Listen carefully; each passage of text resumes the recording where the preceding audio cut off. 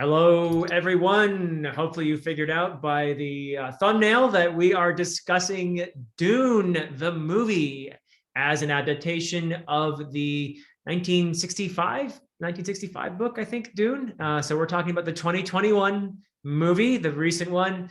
And I am, of course, joined here by my good friend, Dr. A.P. Canavan. A.P., how are you today? I am doing very well, Dr. Cheers. I'm quite excited about this. I like talking about film. I like talking, particularly about adaptation. Adaptation is fascinating. Yeah. So I was really excited about this. Dune was a really important book that when I first read it as a teenager, it was a really important book for me. It opened up science fiction and space opera and fantasy in a way that was very, very different from what I was expecting. And we've had multiple adaptations of this because this is now the third iteration of this on the screen. And I was so excited about this film. So I'm excited to talk about it today. All right. Well, likewise, yeah, I read the book probably 30 years ago for the first time, and I just reread it fairly recently to prepare for the film. So I'm also really, really excited to discuss this. Now, this will be a non-spoiler chat. AP and I are going to do full spoilers as well, and that will be on his channel, A Critical Dragon. It'll be coming out a few days after this discussion.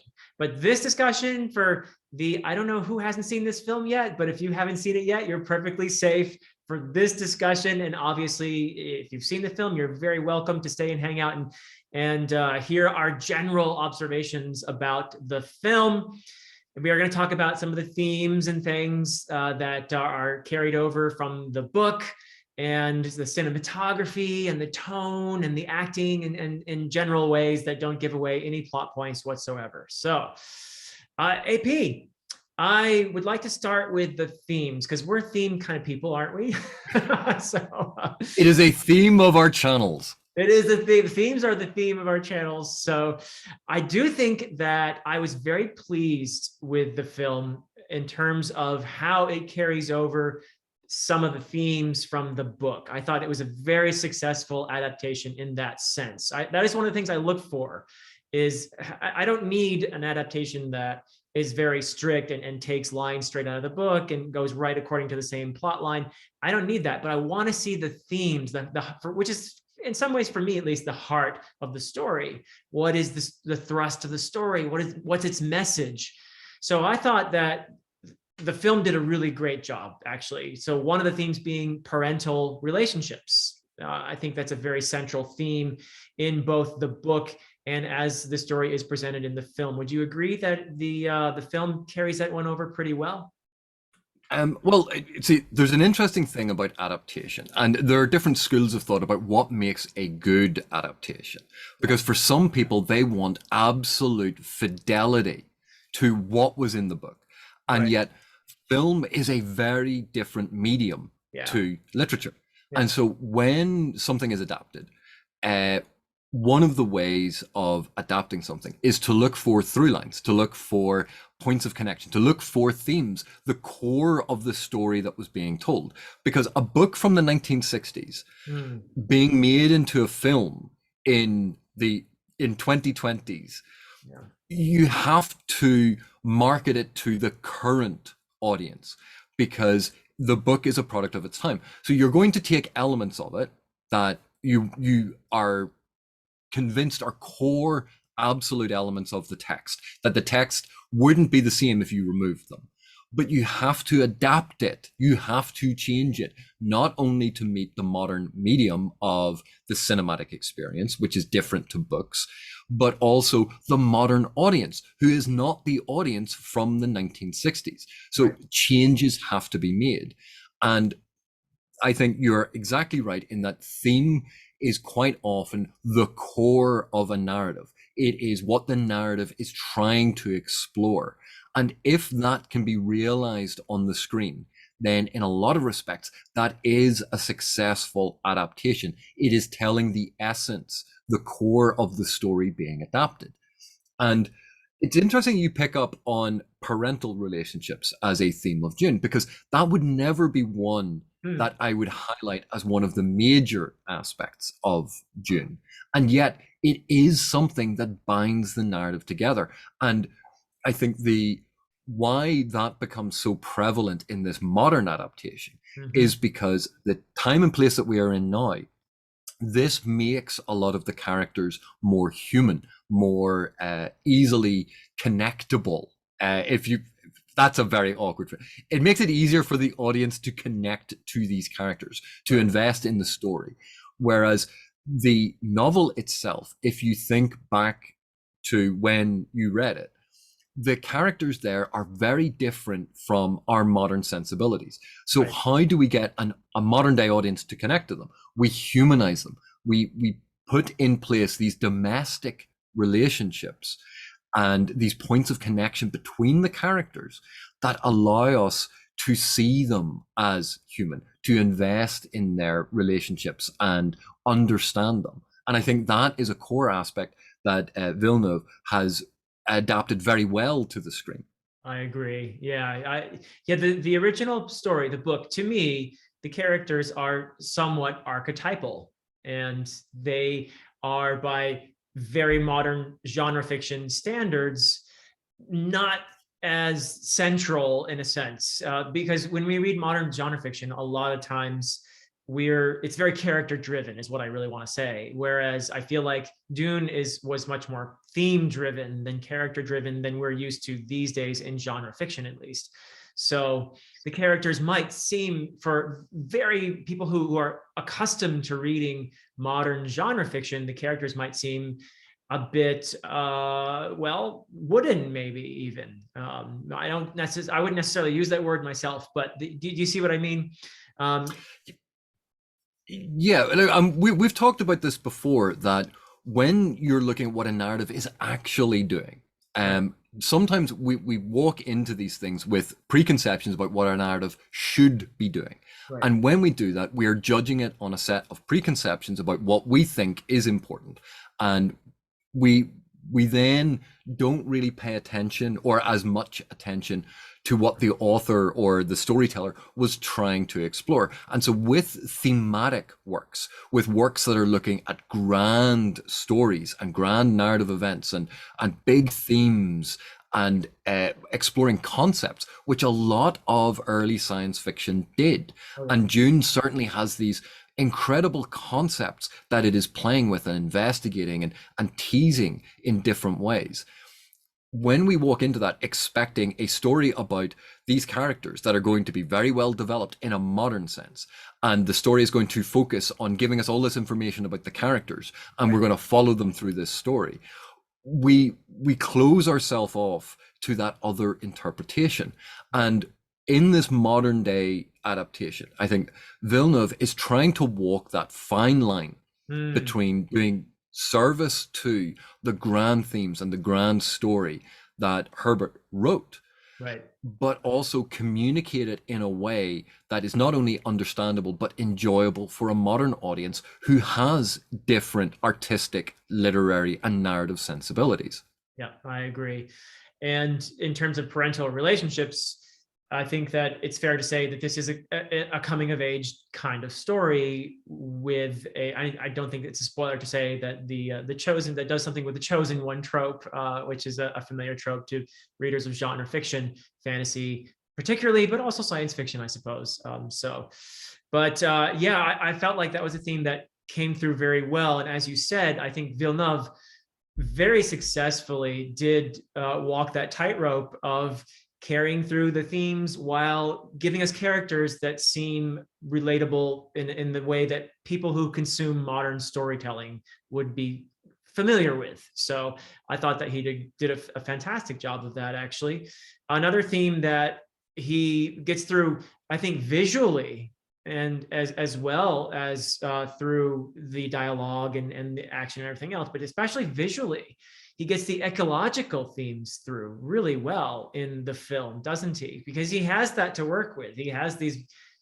We'll talk about the cinematography later, but he has these stunning visuals that send these messages about the worlds that these characters inhabit, And ecology is at the heart of the story Dune. It's just so vastly Yeah. important, particularly on Arrakis, which is a desert planet, which gives you such stark and harsh conditions under which the characters have to not just live but survive.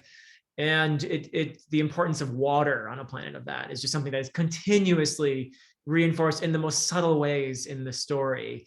And it is something that I think Villeneuve does get across really effectively in the film. Do you agree with that?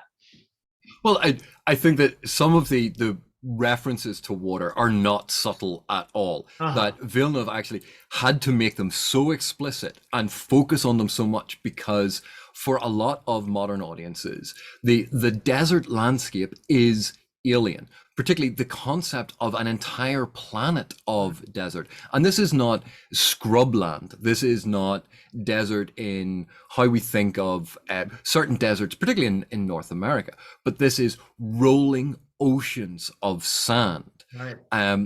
This is quite alien to a lot of viewers. And I know there are people who live in these environments or near these environments, and they go, "Oh no, but we're aware." You go, "Yeah, but the majority of people don't."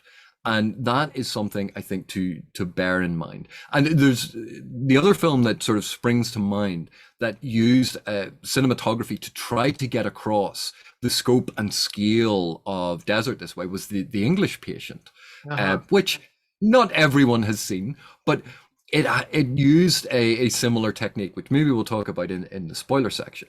But ecology and the theme of environmentalism and what environment means to a culture and how environment relates to culture, culture relates to environment. This byplay about how we are shaped by our surroundings, how our cultures are shaped by our surroundings, and then how we try to impose our cultural values on surroundings that don't necessarily fit them. These are all themes that get explored in Dune, that are explored in this film, and it is a fascinating investigation, and it raises a lot of questions about our relationship to the world. Indeed. Yes, it certainly does. Speaking of our relationship to the world, another thing that I thought was very effectively conveyed, something that I felt deeply as I was reading the book, is the sense of the human place in the universe up against forces that are just so much more vast than we are. And that is something, I think it's not a spoiler to say that there are giant worms in Dune. I think if you know anything about Dune, you know that there's a desert and you know there are giant worms. And the giant worms, they are massive. And put next to a human being, you see this enormous creature, and you get this sense of awe and reverence, a sense of the numinous, even a sense of godhood, perhaps, in the face of such a large creature, which has aspects to it that seem so alien to us because we don't know how these creatures think, and they're on a scale that is just something that is so foreign to us. But at the same time, I think there's at the heart of the experience of these creatures is this sense of connection. And so it's this strange, dual feeling of, yes, alien and vast, but also there's some way in which I'm connected to this creature. It is a fellow creature. So I was fascinated by that in the book. And I thought that just visually getting that across would be a very difficult task for the filmmakers, but I was really pleased with what we've seen in the film so far. It is part one of essentially, it'll be two parts, I believe, to cover the first book. So we're going to see more of the worms, obviously, but what we've seen so far, I was in awe when I saw these creatures, and for me, it did absolutely evoke the appropriate feeling of reverence and the sublime. So I don't know if that worked that way for you or not, but And this is one of those difficulties that people have when adapting literary works onto the screen, because every reader, when I read Dune and when you read Dune, we imagined the sandworms. Yeah. very differently. There would have been core aspects the same, but how we created that internal picture was going to be unique to our experience. And so one of the worries that people have with books being adapted is, can they recreate what was in my mind? And the simple answer to that is no, they can't. No one will ever be able to recreate what was in your mind. However, what Villeneuve has put on screen here is an evocation of that same feeling, that sense of scale, that sense of alienness, that position of humanity next to the alien world, the environment, and how we are both part of, but only a small part of this. And the worms themselves, as they are created on screen, are actually really fantastic representations. They feel real. And again, this is a difficult when you have various elements of CGI or practical effects, and sometimes they can look a little fake. And this is why, if you think of a lot of very successful science fiction films, they don't show the monster, and they try to hide the monster, to disguise the monster, because you just go, oh well, that's just a rubber suit, or well, that looks really fake. And when they create something that looks and feels so integral to the world, that has been incorporated into the world, that is no different from the world and environment from which it comes, that can be such a persuasive style of storytelling. It makes the story more immersive. And the worms being created, they do not look the way that I had imagined them. Hmm. They don't move the way that I had imagined them. And yet, how they are on screen, how they move, how they look, I go, maybe I should have imagined it that way. That's actually pretty damn good. Not bad. Yeah. Yeah. And that is what I really like. And so it ties into what we were talking about in terms of the relationship of the environment and the person, and creating this immersive experience. And I think that has been very successfully created on the screen. Yeah. Yeah. You mentioned CGI, and I was really pleased with how either I didn't notice the CGI or they chose not to do it with CGI. They did Well, it hang by on a other sec. means. Did Do you think they really built the ornithopters? I have no idea. Actually, no. I Yeah, mean, no, I don't think so. Those, I don't think it would actually fly. no, because no, we can't.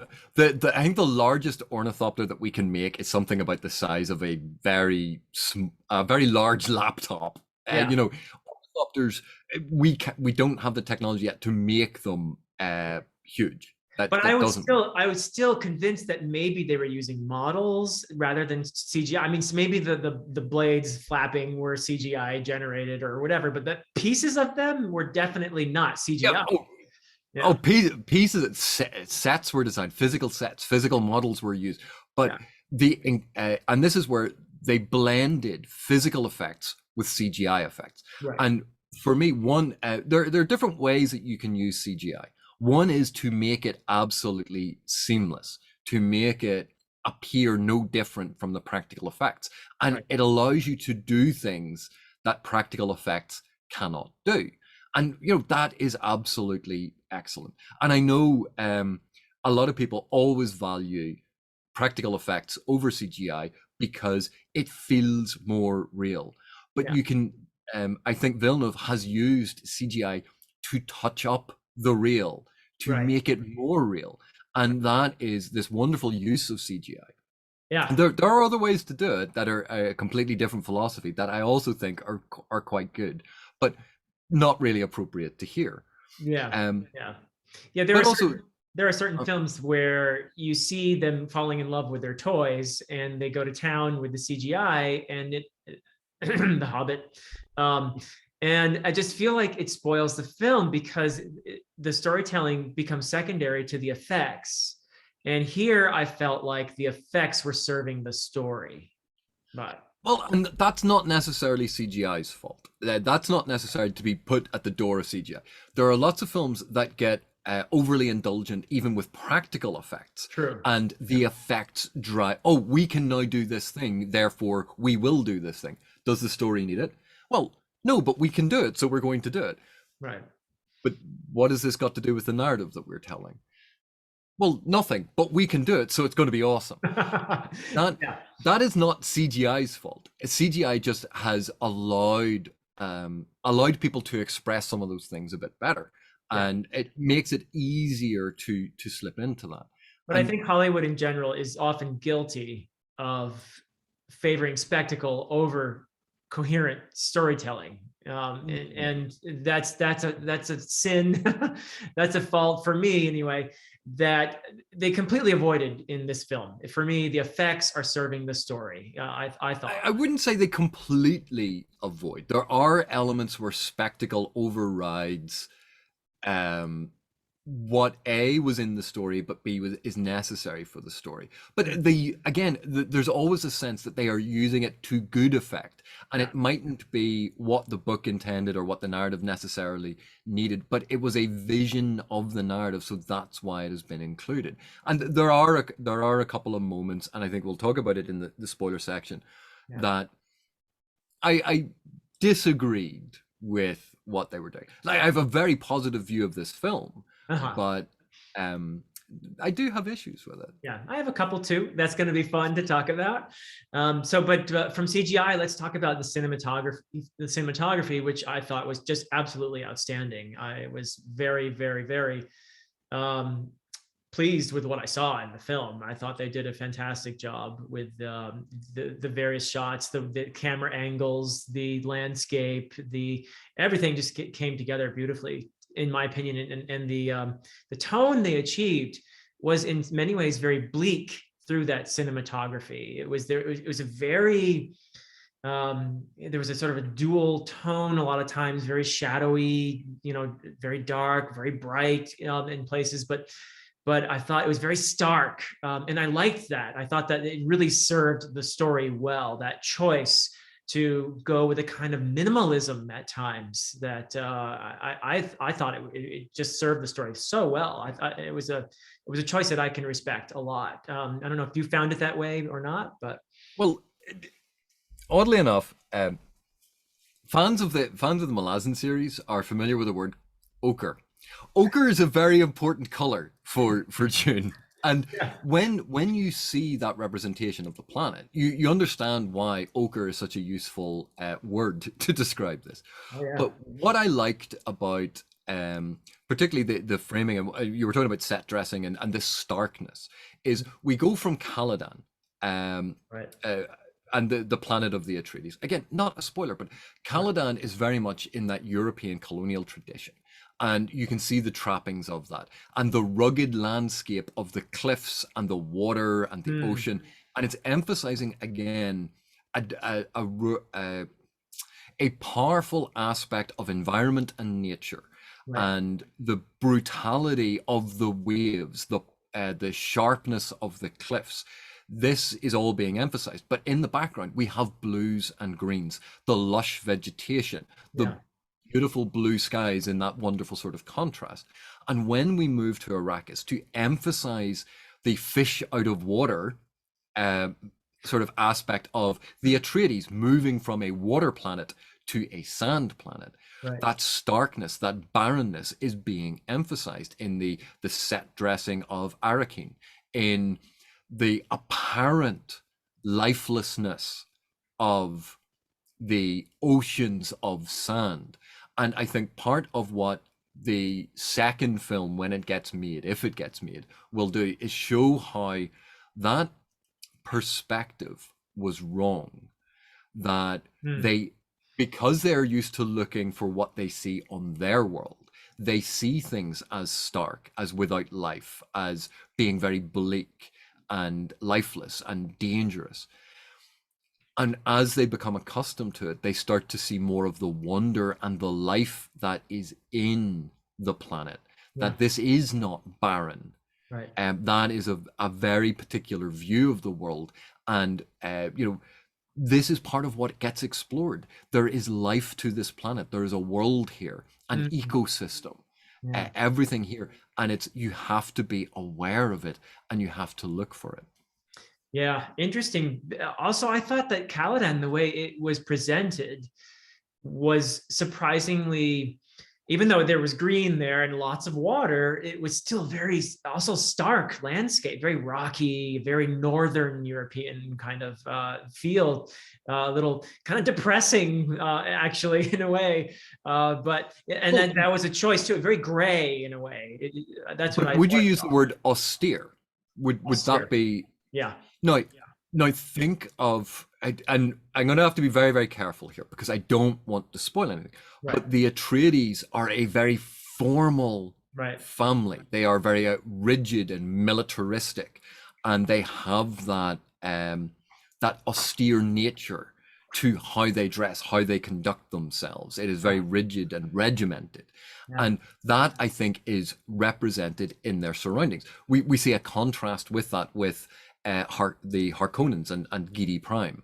Yeah. That is very different. That each of these cultures and their environments, again, are interconnected. And this is something we see played with by Villeneuve, that Yeah. we see the different peoples in the different areas have been shaped by their cultures Yeah. and by their environment.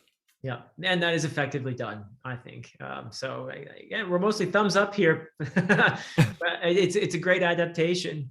And speaking of which, when you do an adaptation, you do have to take away some things and you add some things. As you said before, it is a different medium from a book. So there are, there are aspects of storytelling that work better in films. There are things that you can get across visually in a film that you would have to spend paragraphs describing in a book.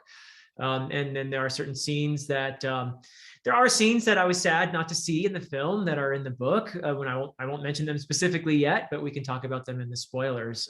But mostly, I was very pleased with what they chose, what Villeneuve chose to keep, and what he chose to add, and even the things, a couple things I was a little disappointed weren't there. I can understand the decision. So, but as an adaptation, you feel like that they made effective choices in terms of adapting it to this medium of this on the screen. Yeah, and again, trying to trim something down to under 3 hours to try and encapsulate everything that's going on in the nuances. And a big distinction, and this isn't a spoiler, but a big distinction between this adaptation and, say, David Lynch's adaptation in the 80s Right. is the lack of voiceover. Um, Yeah.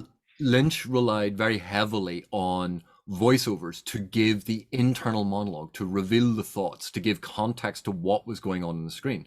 Whereas Villeneuve has stepped back from that and tried to give a much more external perspective. So Yeah. we get far less of the interiority of people's thoughts. And obviously, the big benefit to voiceovers is you can include more information from the text. You can lift a lot of stuff from the text and put it into the film. Yeah. But when you're trying to just show what is happening and then imply the interiority, that requires changing quite a lot. And it means trimming things away and simplifying things because you don't have the room for all of the very detailed exposition. You don't have the room for a lot of the character exploration and backstory and interaction. That would turn this into a 7, 8, 10-hour epic. Now, I'm all for a mini series being made with this level of budget and this style and the level of the stellar casting. I'd love that because I love seeing these things explored. But when you think of a film has to be shown in a cinema, that's how it is being designed. And you have constraints on the amount of time that you can have bums in seats because they have to show a certain number of screenings in a day.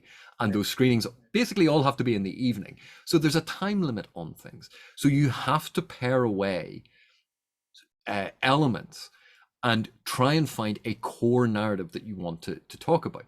And I think they focused very much in this film on Paul's story. Mm-hmm. And Dune, the book, is not solely Paul's story. There's a lot more wrapped up in that. But that is a central focus of the film. And that is the sort of the touchstone that we keep coming back to. Yeah, I agree. I think, and also I think Paul's relationship with his mother was a very important part of what they wanted to get across in the film. In regard to the interior monologue, that Lynch was trying to reproduce in the '84 version of the film. That's coming straight out of the book, where you have interior monologue a lot, actually. In fact, I think it's more unusual these days in genre fiction to have the kind of POV switches that you see in Dune, where you'll have a character who you think is a POV, and you'll have the interior monologue going on. You'll hear those characters' thought. You'll read those characters' thoughts on the page, and next sentence could be a different character, and that character's interior monologue going on. And you don't see that too much anymore. You tend to see modern genre fiction where you'll have a chapter POV character, where we're always going to have that character's perspective, that character's inner monologue. So what Frank Herbert did there, I think I kind of am glad that Villeneuve decided not to try to reproduce that in the film, because that is one aspect of the book that for me feels a little dated, honestly. Well, and this is the thing, like, in today's very flippant, facetious way of referring to it, they refer to it as head hopping, and they go, "This is bad." You go, no, it's not done anymore. It's not the flavor anymore. Right. There is a reason for doing it, and it's a fascinating reason when you have an omniscient narrator. Right. It's great, but we're more used to now either limited omniscient or actually fully third person limited, focalized by character, either by chapter or by scene, that it is stuck with an external representation of a single character and their perceptions. And, you know, that is more popular today, and you can understand why then Villeneuve, for the modern audience, is going with that, because that's what people expect. That's what people are used to. Give the people what they want. Yeah. But it's not that moving between internal perspectives with an omniscient narrator is a bad thing. It can be handled incredibly well. Yeah. Herbert's issue with this sometimes is it was not well signaled. And sometimes it was confusing. And sometimes by using internal divisions, where you put in, say, a couple of additional spaces and an asterisk in between them, signals a transition. But again, publishers change manuscripts to suit their house style, and they might go, no, we're just going to put in 2 line breaks, and you can miss that when you're reading, and it can lead to that confusion. So I don't feel that particular style of storytelling is bad. Certainly it is not the modern style, and that's why I think people can feel it feels dated, but it's still interesting. It still has a lot of worth, and it can still be utilized for brilliant effect. But the limitation then that I think we see with Villeneuve and this adaptation is moving away from that. We do lose some of the richness, some of the depth, some of the complexity, and some of the backstory. It is a trade-off. You can't have all things. You have to trade off some to emphasize others. Right. If you prefer that style of storytelling, if you prefer that style of narrative, this is obviously going to be a massive tick in the win column for you. If you prefer a lot more of that depth and complexity, a lot more of it is implied here, and you have to really be paying attention to try and get that from the text. Exactly. And exactly. That is something that does get lost in translation to a greater or lesser extent, depending on the viewer. Yeah, no, I like the more objective presentation that we have in this 2021 version of Dune. I think it would have been difficult for him to include interior monologue without it sounding kind of cheesy. But it would have been tough because of, I think, modern preferences have changed a bit.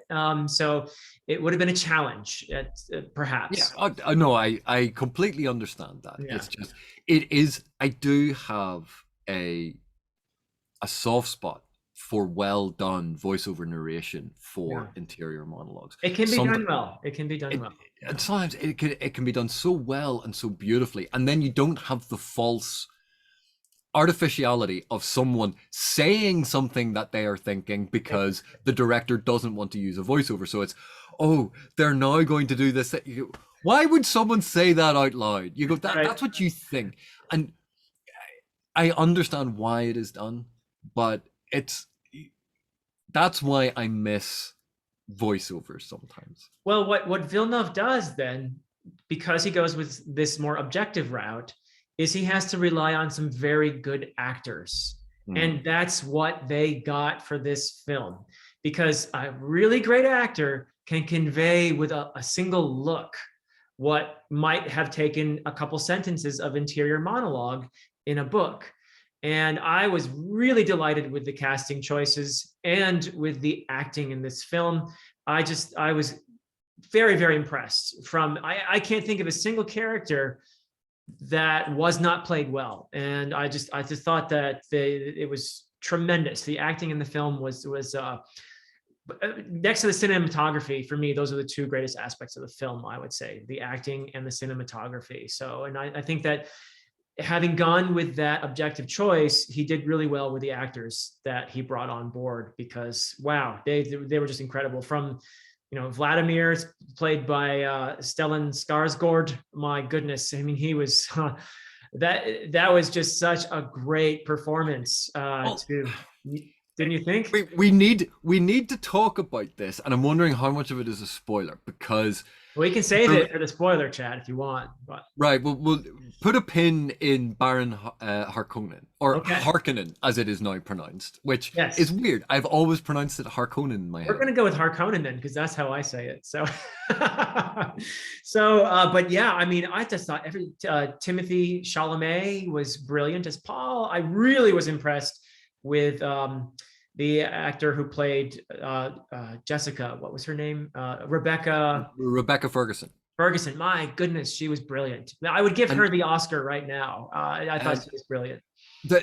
again, there's a couple of interesting things here. I know we're going to talk about the actors and give them their due because they all do a phenomenal job. Oh yeah, I do have issues with the choice of how the characters were framed, that obviously the actors realized to the director's vision. This has nothing to do with their acting ability, yeah, but more to do with how the narrative is using the characters and what they're emphasizing. right. And there are issues, and it goes to this, translating to the modern day and humanizing them a bit. Yep, But there are issues with the vision of these characters, right. and something that is lost, sometimes something that has been changed for the better with Hmm. certain characters. Yes, I know what you But mean. Yeah, yeah. there are a couple of, I hesitate to call them problematic, but certainly issues that arise with the characterization. And it Right. is not the actor's fault. I think that all of the actors did a phenomenal job with what they were given, with what they were told. This is what this character is. This Right. is what this character does. Yeah. Realize that on the screen. All of them succeed incredibly well. Like Mhm. Oscar Isaac as Duke Leto Yeah. plays the Duke, the leader, the noble so well. And then those Really well. moments of emotional fragility, he also shows that human aspect. Yeah. And as you said about Rebecca Ferguson as Lady Jessica, as Right. the mother of Paul, she Yeah. has such powerful emotive moments, Yeah. and it communicates them so effectively. Yeah. Yeah. Um, Josh Brolin as the gruff Perfect. Yeah. veteran, like he personifies that so well, and yet there is a change made to his character that it is a problem. Baron Harkonnen, again, there are aspects of his character that change that I am glad they changed, Yes. Yes. but he again is done very very well, but there is an aspect of that portrayal that I have a problem with. Okay. We'll Um, talk about that. Yeah. uh, and but what did you think of well, Timothy Chalamet as Paul? Because Paul in the book is a certain age. Right. Paul in Lynch's adaptation Looks much is older. Yeah. is much older, Yeah. and Paul in the science fiction series miniseries adaptation was even older again. That Mm. the sort of transitions, trying to do a child actor doing a role, and then it's problematic. You can do it in literature. It is harder to do on film because you don't want to be casting multiple characters. Right. But I thought Timothy Chalamet did a fantastic job of showing Paul as young, and then as he is growing and maturing, Yeah. that without the character aging, he actually showed that transition very well. And I Oh was yeah. very impressed with that. Yeah, I agree totally. I also love the choice of Sharon Duncan Brewster as Kynes. I thought that was a great choice for that role, and obviously a different interpretation of that character, which worked really well for me. I found myself feeling very sympathetic toward that character and that character's dilemma, let's say, for now, in the story. So I thought it was a brilliant casting choice, actually. And who else? Zendaya. Didn't I mean the Don't yeah, don't we mention can't go anything there yet, I about guess, her but character. We can talk about that later. yeah, Jason Momoa as Duncan Idaho. Again, yeah. very different to how we've seen Duncan Idaho portrayed in the past. Very different to how we think of him in the books, and yet Jason I liked Momoa was it. absolutely fantastic. Yeah, I liked it a lot. I thought he did a brilliant job. Again, I mean, some of these actors I hadn't seen, at least in my opinion. Like, for example, you mentioned Oscar Isaac, and I know he's done some more recent really good stuff. I've only seen him in the Star Wars films. I didn't think his acting in the Star Wars films was nearly as good as it was in this film. And maybe that's because of the role he was given, the lines, whatever. But this was for me just a totally different level of acting. But Well, this is something that sometimes people forget. Robert Pattinson was in the Twilight movies, yeah, and he was he. Let's just say that would not generally be on his acting reel to show off his talents as an actor. And the problem is, actors are given material right, and they have to work to that material, and right, that material is shaped on screen by the director, by the director of photography, by the cinematographer, by right, all of these other things. And sometimes, now I'm not saying all the time, but sometimes actors take the blame right, for things that they did their best with the right. material that they were given. I didn't say And he was awful. I just thought, okay, he did a fine job. But here I was blown away. I thought, I, wow, and I, I will he's say an that other exceptional times, actor. Yeah. yeah, but and other times they go, you know what? If this is the level of material, then this is the amount of effort I'm going to put into it. Yeah, yeah. There are all of these concepts, but Oscar Isaac is a fantastic actor, and you Hmm. see that in the range. In like, I've seen him in a lot of other films, Uh-huh. but you see that in the range that these characters portray, or how they embody something, Right. or in their comedic timing, and that is something that is very difficult for people to learn. Some Right. people just seem to have a natural affinity for how to deliver a comedic line, or even a short. And you see this when you're paying attention to actors, when there's a, they don't seem to be doing anything, and then they do a slight twitch, they use their physicality to communicate something, and you go, I know exactly what they're thinking. And we Mhm. forget that that is them acting. They are doing something very deliberately to communicate that to us, and it is usually a subtle way of, and they don't do grand overblown gestures because that's overacting. Right. And the cast here really nails down Yeah. what they were given, and that I am impressed with. I might disagree with aspects of what they were given, but I can't disagree with how they portrayed it. Yeah. Yeah. Brilliant. Well, I think we've said about as much as we can say. Well, One one more more thing? point. One more One point. more point that is not, and that has to do with the soundtrack. Oh, Hans Zimmer. My goodness. How could we not talk about that? Wow. Right. And again, like with adaptations, there tends to be two schools of thoughts about soundtracks. Yeah. One is it should be imposing and part and stirring and very visible in the narrative. And the other is it should be sublimated, and it should sort of almost catch you unawares and lift you up without you realizing it's there. Right. Hans Zimmer is as much in your face as a sledgehammer coming through the screen and going, listen to my noise. Huh. Um, you may be able to tell from that which of the two schools I genuinely enjoy more. I don't know, AP. You were too subtle for me there. But he creates a soundscape, and I think some people will really like it. I do actually. So I'm going to disagree with you on this one, but I love it. But go ahead. Some people who have no taste will like it. No, I am kidding. He creates a soundscape, and you can see how he has crafted it, and it's very well done. It is just not to my taste, and he made certain artistic decisions with it that I vehemently disagree with. Okay. But that is a personal thing on my part. If I'm thinking about the use of it in the film, and I'm discounting how I feel about that particular style, Yeah. he creates very powerful sound that is stirring and fits with the scene, and he does it very, very well. It's just not to my taste. Yeah, yeah. No, I mean his music is so, for me, evocative and stirring, and I know why he's a very successful. Uh, look at this face. I know why he's successful at what he does. He's a brilliant composer. Um, in fact, a lot of the best modern orchestral music being composed today, in my opinion, is being made for films, and Hans Zimmer is at the forefront of that for me. But John Williams. John Williams isn't bad, yeah. Sorry, who said that? So anyway, I just thought the score was for me brilliant, and it supported the story as it should. I didn't feel like it called too much attention to itself, but it was certainly not subtle. I would never call it subtle, but okay, we'll just say that it served the story as it should.